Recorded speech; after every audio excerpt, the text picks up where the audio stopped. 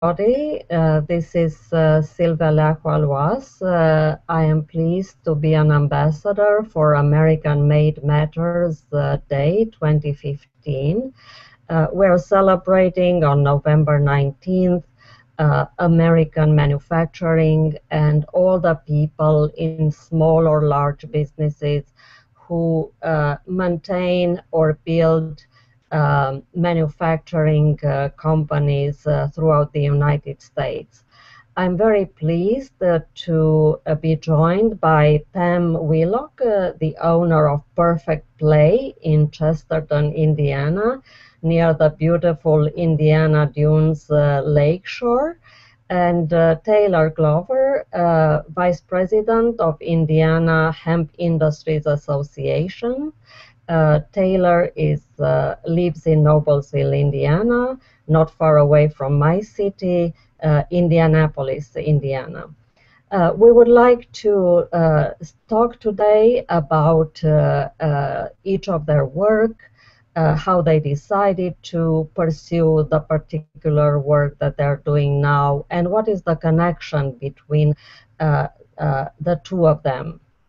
So, Pam, please let us know about your company, what you are doing, and how you contribute to American manufacturing. Well, in thinking about this interview, I think that the way I feel about my company and the history of my company really has two parts. And one of them is sort of the legacy that that manufacturing in our area had to offer me when I started my company. I started my company quite small, literally in my extra bedroom, because I could not find American-made pet toys very readily, and the ones I did find were really being made by Chinese standards. There was really no difference between the Chinese-made product and the American-made product, except that it was being made in America. Same bright, toxic fabrics, the same low quality. So and in starting that process of thinking about manufacturing, I realized that I really didn't know what I was doing. I didn't know anyone who'd ever manufactured anything. I knew that I could make a certain number of toys, but that is not there's a much bigger process behind running a manufacturing company. And so I think that one of the problems that we ran into is there was very little legacy in our area to do anything with fabric, to do anything with that kind of production. I live in an area that's predominated by steel mills, but those are even closing down. So when I didn't really have anyone to talk to. I didn't really have anything except for my own, the seat of my pants, really, how to do this task. And even looking for a space was difficult because they were either really large steel mill-based buildings, or they were retail, or they were office space. There was really very little opportunity for a small manufacturing space. The space we use now is probably okay for square footage, but it's really a storefront. And I don't actually think that that's the best way for us to purpose space. But it is what's available, and so we use it. We will be building our own space, hopefully, in the near future, and that will be, for us. The other thing is that workers, skills and knowledge of workers, not only did I not have that many skills, I had to acquire them through experience, but people who can actually do mass production are pretty rare with a sewing machine anymore, because so many shops have been put out of business. And we also wanted to do a fair wage, legal status workshop, and that even lowered the numbers of human beings that were available to do that work.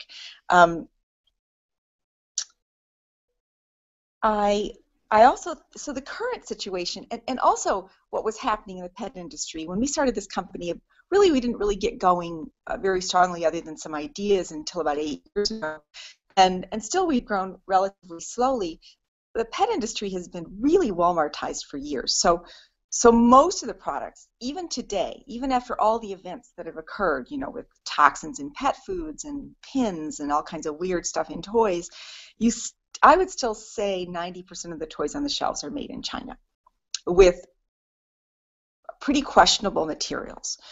But the price point is low enough. So if a dog or a cat is just going to rip their toy apart, they think, well, what difference does it make what this toy is like? In essence, it makes a big difference because it is in the pet's mouth, and there is no one to inspect these toys when they come over the line from China. We don't even have an agency. Pet toys are not inspected by anyone. It's the perfect way to get non-compliant fabrics over the line. They can't any longer use in adult and children's products. So, but that means that our price point, we have chosen to sell directly. 95% of our sales are directly to our consumers because otherwise our price point would be too high. It wouldn't be tolerated by the marketplace. And I don't want a cat toy to cost $20. It shouldn't have to. So we've been selling directly. So there was a really huge education piece. So on the same time we're trying to figure out how to do the manufacturing ourselves, we also had to figure out how to educate people in the most effective fashion without bludgeoning them on the head with this information. And it's been a slow process. And I think we're just beginning to come to the place of fruition with that educational process. We finally figured out how to design a toy that doesn't take tons of hours to make. We finally got a good crew of people. The other issue is, and this relates, I think, to the hemp industry really strongly, and to much of the farming in this country. We have a very hard time with organic fabric supply. So a supplier will produce the fabric for a while, and it will be beautiful, and we will love it, and we'll design our toys based on it. We'll take all our product pictures, and then they'll go out of business, or they won't be able to get the textile they need, the fiber they need to run through the mill. So color groans are no longer hardly available in this country because we use a dye-free pet toy. So we can't get those fibers anymore. They're being made in Peru, but it's very difficult to get into the stream, and why should we have to? It's sort of depressing. And a lot of the little companies we went to for components, all those people are retiring, and no one is really coming up behind them to take their place. Wool mills, people that pasture raise small flocks of sheep humanely, all kinds of components that we use, stuffing, cotton stuffing, organic cotton stuffing, all that stuff. And so we're constantly shifting. We're thinking, okay, well, that fabric's out, so we'll design a new toy. And because we're small, we can do that. But if we were larger, it would create all kinds of havoc. So, but we need to grow larger in order to actually begin to make a large enough profit to stay viable. So it's just a really interesting process. I would say that it's highly intellectually stimulating, I would say, yes, and physically it's challenging, but it really is, I think it's too bad that more people don't go into manufacturing because it really is a challenge on all levels. And also, just briefly, I want to say that part of the education process is that consumers no longer even know what the attributes of a natural fiber are. They worry about a little wool or a little cotton in their pet's mouths because their neighbor's dog ate a plastic toy and it got stuck in their stomach, and then they had to spend thousands of dollars to get it out. Well, that's not how natural fibers work. There's a bunch of stuff natural fibers can do better than synthetics. A bunch of things synthetics can do better than natural fibers, but of course there's a price to pay. And actually, synthetic fibers, if we felt like we could morally do it, we would love to use synthetic fibers. They are so much easier to work with. They are so much cheaper. You can get them in huge quantities, but we haven't chosen to do that. So it's complicated. And I would say that it took us 5 years at least to figure out what the heck we were doing. And then another 4 years once we figured out what we were supposed to be doing to actually do it. So it's been a long burn for us, and there are maybe some people who do it smarter. I hope there are, but we're there and we're doing it, and but it's a challenge. Well, like for any entrepreneur, but you are a perfect example of somebody that can do it even in challenging conditions, even in a place where there aren't similar industries, but with determination and passion, you can do it.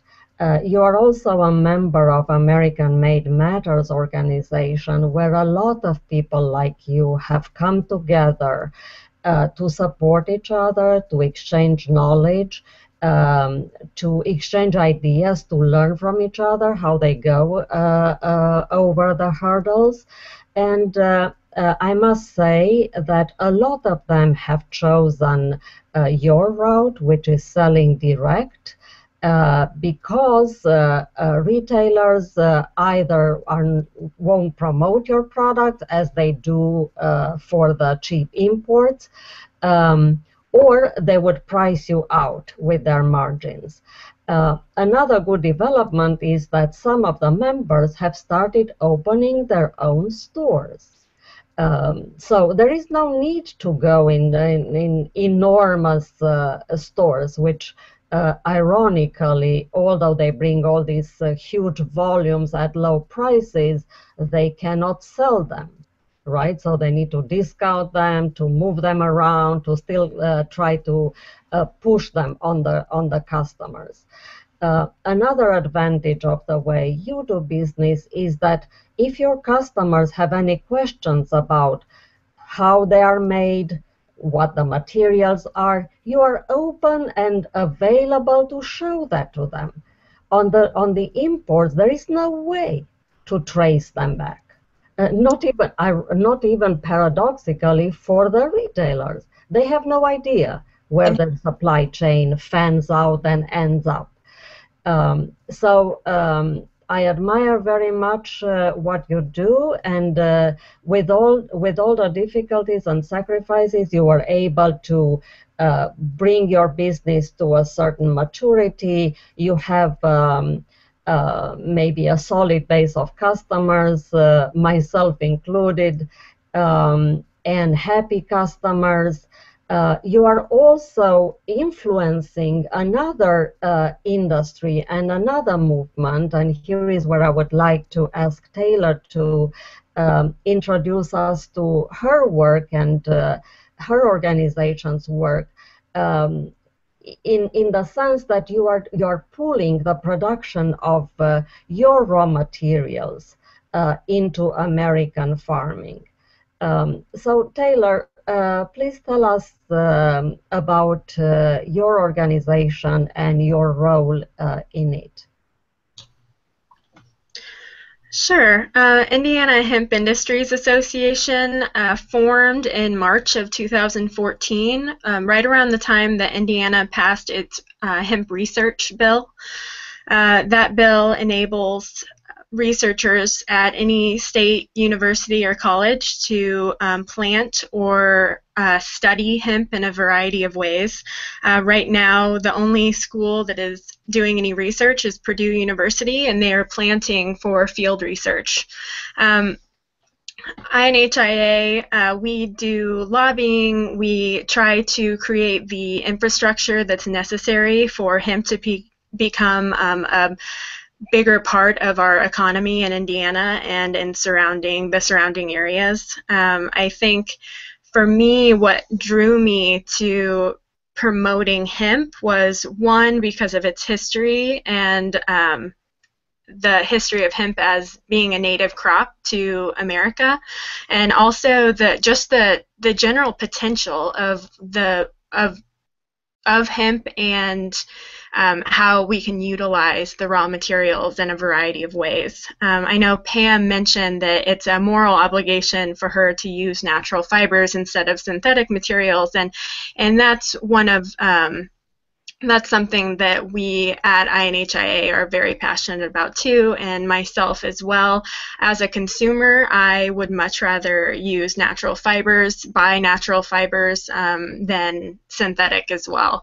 So that's what I look for when I'm buying my clothing and my pet toys and things like that. Specifically, I'm looking for hemp now. But I'm in support and trying to promote farmers, promote hemp as a crop for farmers, for a rotation crop in Indiana and the Midwest. Thank you. I know you do an excellent work you and Jamie, the president of INHIA, and you are working on recreating the deep link between farmers and manufacturers.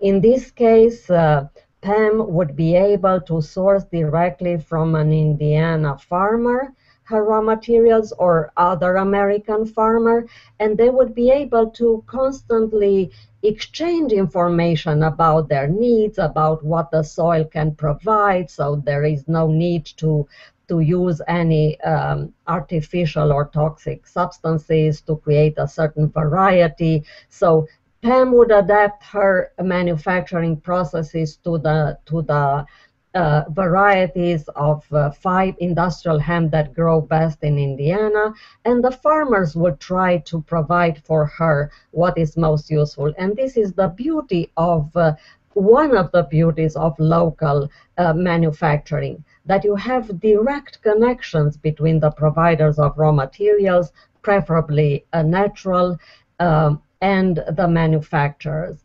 Another advantage is that they don't need to be large. You can fulfill local demand with local small businesses like Pam. Pam, I am sure she could satisfy if she had access to all the raw material locally, she could satisfy all Indiana pets, toys, demand, and more. Um, so part also of my work and of my support for American manufacturing is recreating this link and making everybody think about what is available around them without having to ship materials or products long distances, negatively impacting the climate in the meantime and negatively impacting the local labor, especially American labor that has been displaced by cheap labor abroad. And also environmental quality. In America, we have high standards for environmental pollution, for labor, for manufacturing processes, and there is no reason to undermine those by going abroad where these standards do not exist or are very low. And even if you outsource labor in a low-cost country, you are still responsible for all of the negative consequences that you incur. And customers are also responsible for buying that low quality because it's their decision. And speaking of consumers, do you think that the greatest force for change towards a revival of American manufacturing are the consumers, like I do? Less policy, less company strategies. I believe it is the consumer, but I might be wrong. So I'm curious to hear your thoughts about it. Pam first. That's a great question, and I wanted to mention also that at least half of our products are directly because a customer said they wanted to try it, and they wanted a certain toy we didn't carry, and we're working on a few new toys now that we don't currently carry, and then what we do is we make it and we send it to them, they test it, we send some to have them try it with their friends, and then we come up with a model based on that. And I actually don't think it's just the consumers. I think it's a dance. So it's my responsibility to inform the customers of certain things. If someone calls and says, do we sell a pink wool ball? I'll say, well, no, we don't, and this is why we don't. And this is why we use hemp. And so it's our job to be educated and offer that. And then but in general, what's happening, because we sell 95% of our products online, and Google is search is a quite equal process. You look for what you want and something comes up, and you keep looking until you find what you want. And we are found all the time, hundreds of times a month, by people who are looking for American-made organic pet toys. We don't look for them, they look for us. But we have to clarify who we are. They're not going to be able to find us. So the consumer's all powerful, but if you don't let someone know who you are, they can't find you. Yeah, that's right. Taylor, in the case of industrial hemp farming, it's mostly manufacturers who would be your major clients, small or large. Do you think that influencing them will be the greatest pull for bringing back industrial hemp farming in Indiana? Yeah, can you ask that question again? You said bills would be influencing the manufacturers? Yeah, so most of the customers for industrial hemp farmers would be manufacturers, maybe not directly consumers. Mm-hmm. So do you think influencing manufacturers towards looking at using natural fibers farmed locally would be the best path to success, to bringing back industrial hemp farming in Indiana? Well, I'm torn on that because I've talked to large companies who are getting their hemp that's already processed to integrate into their products. I've talked to them, and they are the ones who are going to tell the manufacturers what they need from them specifically.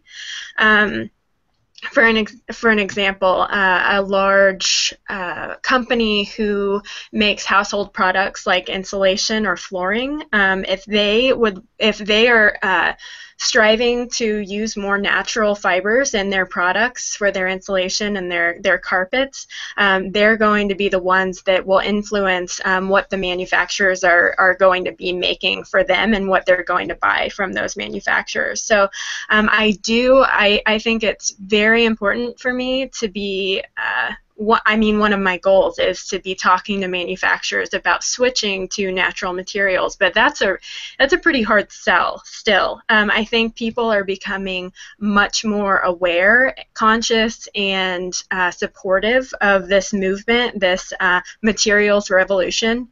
But I also think that manufacturers can be stuck in their ways and with the materials they're used to because of the cost associated with changing the structure of how they're making their products. So it's something that I'm focused on, talking to the manufacturers, but a lot of this is going to come from companies and retailers who are demanding that they want this natural fiber. So I'm talking to, I speak with a lot of companies as well on the side of what their consumers want from them.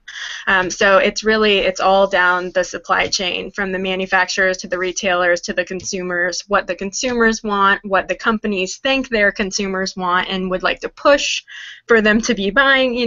It's a whole web of things that are influencing each other. So we all need to work harder towards bringing back this connection between local producers, whether of crops or industrial products or crafts,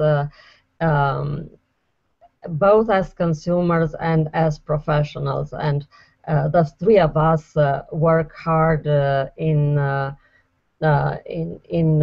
this idea of showing people, convincing people that it is important for them to support local manufacturing. for many reasons, including for a truly sustainable life for themselves, for their communities, for their country. In this case, our country, the United States, but this is valid in every country. So do you think a day like this one, American Made Matters Day, and an organization like this does have some influence, or a good influence, on convincing people about the importance of American manufacturing, and also convincing consumers to buy rather American-made products than imports, even though they're more expensive? For that, my recipe is buy less but better. You don't need to buy anything in large quantities, but what you buy should be the best made. You should be proud of the people who made it. You should think about the people who made it, that you're supporting their jobs. Maybe you're supporting your job because it is indirectly created by somebody who makes stuff. Maybe the coffee shop near Pam's business gets some business from the clients that visit her. So the idea is for people to think more about the consequences of their purchasing decisions, and think beyond just the narrow price, which doesn't include, obviously, the real cost of whatever they buy. Again, Pam, do you think a day like this one, and an organization like AMM that you belong to does have an impact?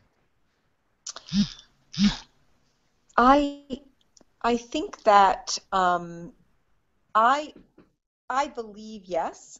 I believe its first circle of impact will be on the manufacturers themselves. So they have an organization they can come to. If there are not that many people who manufacture, it is an odd experience. In some communities, depending on, maybe not the East Coast, but some places, it may be a rarity. And so to be linked into a group is really important, and it can be supportive. And out of that circle, you can expand. I think it's a mistake to bypass the producers and head for the consumers. I don't think that will be very effective. I think it would be more effective if these kinds of dialogues occurred more often between people. I know I don't have enough of these dialogues, and probably because I'm so busy. But after talking today, I realize that that's probably a mistake for me. So I think of the Etsy marketplace. The Etsy marketplace is a really good example. It's not just made in America stuff, right? It's made all over, but it's all handmade mostly. And people really support each other. They know each other. They go and look at each other's products. They exchange points of interest, and even if they're competitive. And I think it has grown monumentally because of those original interactions between producers. So I think that's where the power comes from. Yeah, you're right. What do you think, Taylor? Even though you might not be so familiar with American Made Matters, but the idea that they have chosen to have one day in every year where we emphasize American-made manufacturing, do you think that is helpful? Yeah, I think it's helpful, even though this is really, I vaguely remember last year hearing about it. So this is really the first year that I've been aware of.